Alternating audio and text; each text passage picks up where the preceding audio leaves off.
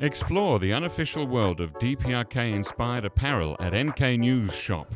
Dive into a captivating collection of North Korea-themed t-shirts, hoodies and more at the NK News Shop. From the popular Daedonggang beer t-shirts to the adventurous Air Koryo designs, each piece offers a unique glimpse into aspects of the DPRK you'll be familiar with. Featuring retro travel-inspired prints of Pyongyang's landmarks and brands, our apparel is 100% handcrafted in the USA. Support independent journalism with every purchase. Explore our range today at shop.nknews.org. That's shop.nknews.org.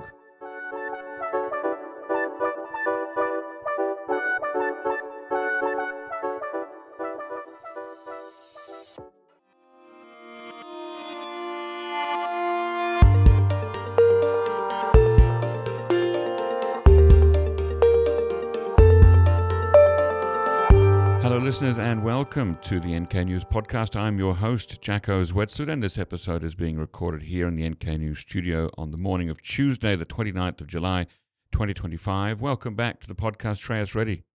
Good to see you, Jacco.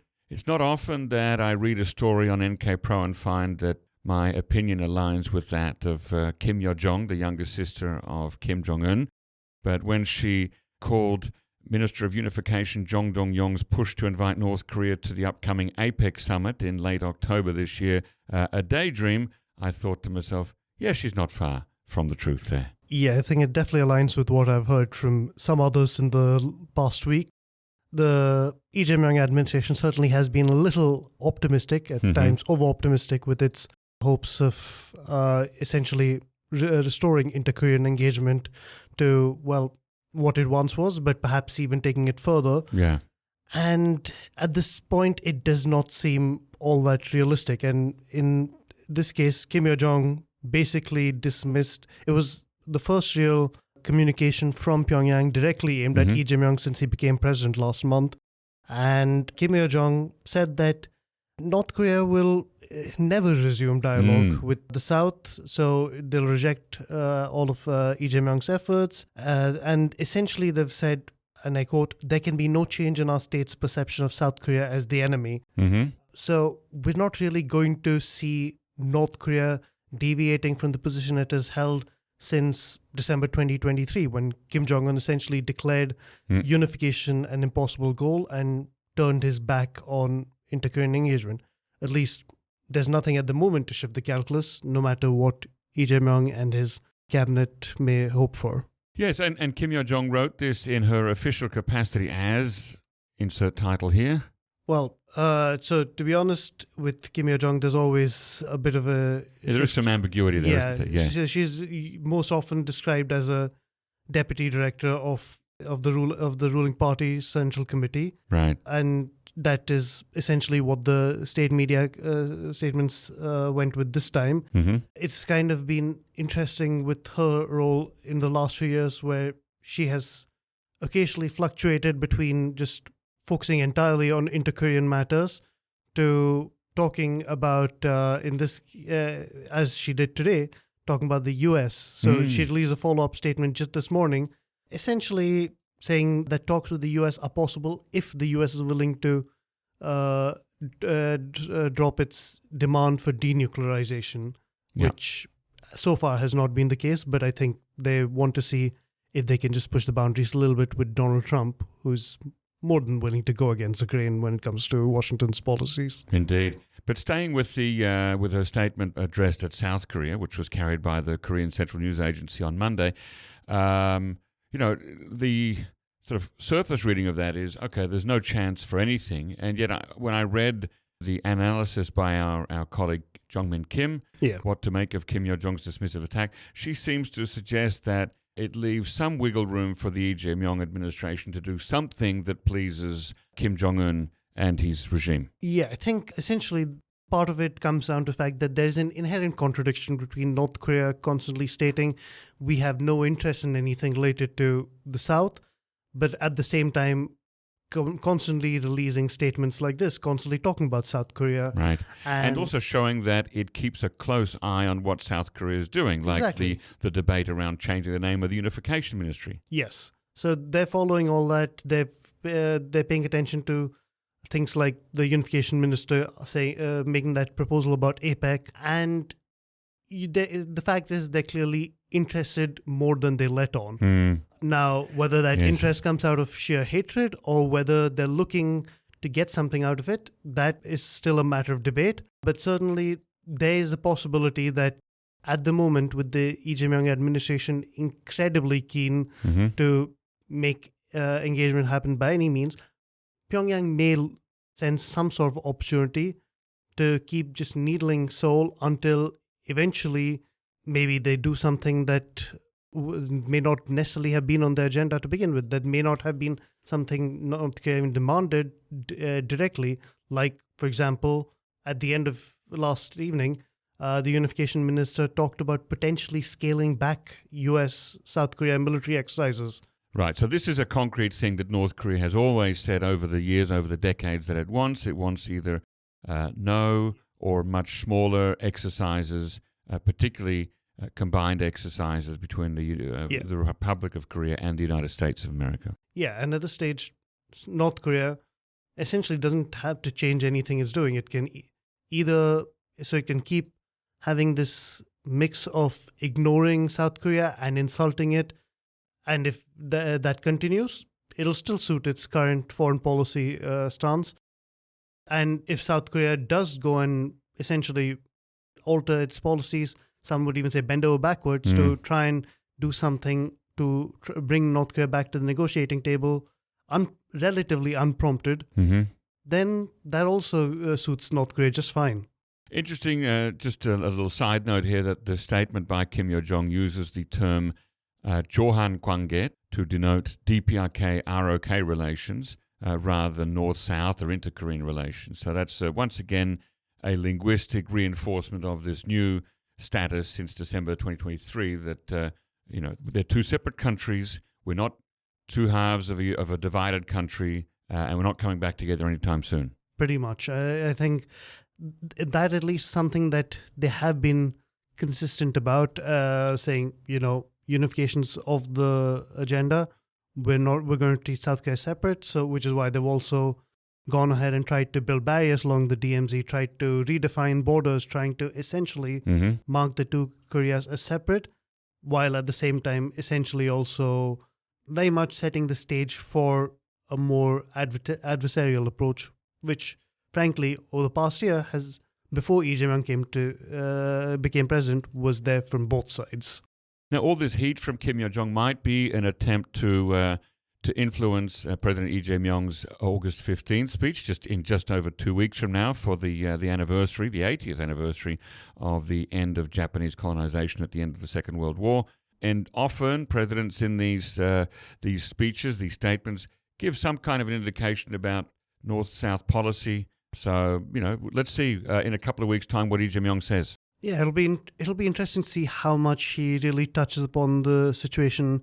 Interestingly, over the weekend, it was also the anniversary of the Korean War armistice, and Lee Jae-myung did not directly give a speech or make a comment on social media as he has done for some other things, but there was a readout of a speech sent from his office in Washington, where essentially the emphasis was more on the US alliance more than anything else.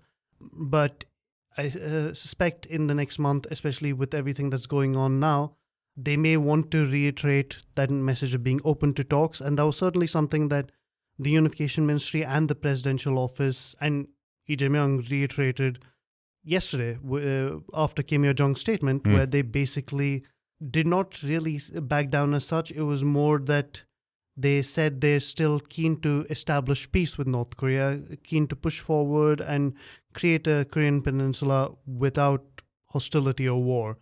And that is something that maybe seems a little like it's ignoring what Kim Yo Jong said, but at the same time, it's entirely consistent with the current administration's policy that even when they know things have stalled, they're going to keep pushing with North Korea, hoping that eventually they can change Pyongyang's mind. Yes, let's see. Okay, now what in the United States, what is an easy way, but also a risky way to make a lot of money? Honestly, I'm very curious to see Oh, yes. Start a laptop farm for North Korea. Oh, yes, absolutely. Well, that is something that has been quite active for North Korea in terms of money making and sanctions evasion in the last few years. But what is a laptop farm for our listeners who don't yet know? Yes. So, well, first let's go back to the North Korean IT worker problem, Okay. which is essentially North Korea sending out thousands of skilled technicians to work in other countries, usually friendly countries like China, Russia, Laos, and India? well, not that I know of in recent years, but who knows? Okay. But it's certainly they've been based out of these countries, and while there, they've tried to secure jobs with leading companies around the world, particularly in the West, particularly in the US. Outsourced jobs, work from home jobs. Yeah, so anything that's basically remote IT job, they try and do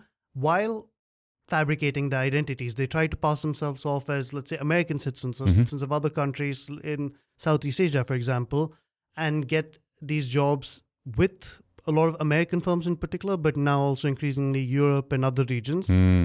And from there, they essentially try to earn a steady source of income for the regime. In US dollars? Yes, in US dollars. Some much needed foreign currency for a cash-strapped country, but at the same time, also potentially, not potentially, they certainly have already done it. They set the stage for future exploitation, future attacks, and data theft if, for some reason, that source of income dries out. For example, if they get discovered and fired, they can then go and take advantage of the access they already had. Right, through a backdoor or a Trojan. Yeah, but where do the laptop farms enter? So quite often, to make these recruitment schemes work, they need some assistance. For example, they might need help with obtaining fake identities, fabricating them. They might need help with, in some cases, directly corresponding with the companies who then want to send their own internal company laptops to the remote workers to be able to carry out their jobs. But as far as these companies are concerned, they've hired Americans living in America. And so they need an address to send it to. So in those cases, these facilitators, these intermediaries, essentially go and receive the laptops at their home or some other site that they control, and then host a whole bunch of laptops in one site. And so that is a laptop farm. And these laptops, they then go and configure for remote access so that the North Korean IT workers, whichever country they're in, can use those to access their target companies' networks, their systems, and essentially pass themselves off as still working in the US while actually being elsewhere. And one woman in Arizona got caught doing this, and it looks like that particular farm generated more than $17 million of income for North Korea, and she's now gone to another kind of farm for 8 years. Yes, so this is Arizona native Christina Chapman, who she was one of the first high-profile arrests in the U.S. crackdown on these IT farms and their facilitators, so on these IT workers and their facilitators. And she was arrested. Well, the authorities originally searched her laptop farm in October 2023. Yep, there's a photograph of it in the story our listeners will find. Indeed, lots of laptops, just all labeled. It looks like a full-time job. Pretty much. She had a lot of laptops in her home, but she also, according to the story, shipped 49 laptops to other countries. Yeah. So essentially the ones that they didn't need to pass off as being in the US or for whatever reason, they were able to make that work.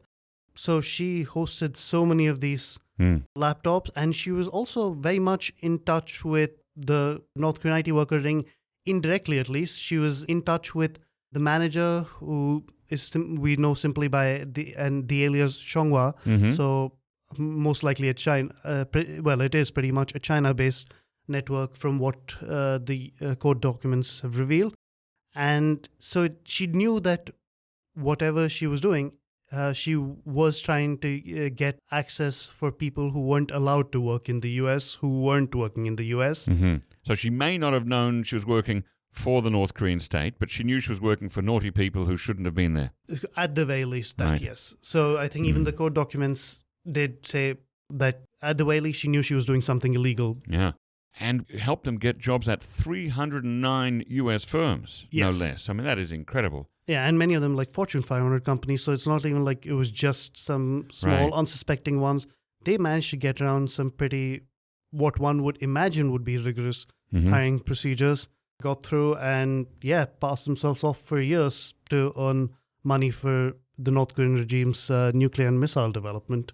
Extraordinary. And in a related development, the United States has blacklisted a North Korean company and 3 individuals over related IT worker schemes. That's right. So the same day that Christina Chapman was sentenced after having pled guilty a few months earlier, the same day the Treasury announced sanctions against the Korea Sobexo Trading Company, which is a North Korean company based in Dandong, China, and 3 North Koreans, so Kim Se-eun, Jo Kyung-hun, and Myung Chul-min, who were associated partly with that company, but also with other North Korean sanctions evasion activities, including smuggling tobacco to and from North Korea, which is something that has been a big fundraiser for North Korea for years. And honestly, this kind of shows that there is quite often when we look at North Korea's cyber activities or its smuggling activities or whatever, people look at them as slightly different streams of illicit activity. But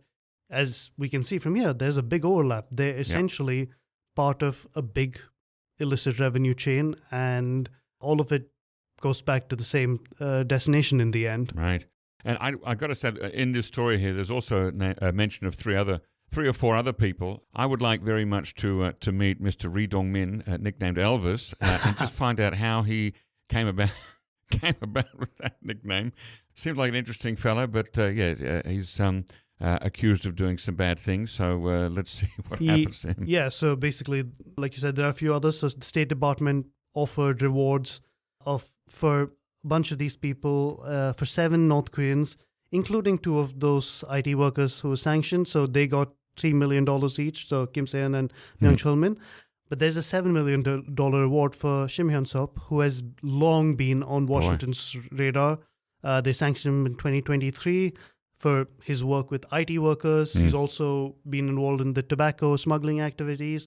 And he even allegedly attempted to purchase a helicopter from a Russian supplier, which really is, honestly, that man's all over the place. He is. But yes, all in all, the State Department offered rewards totaling up to about $15 million.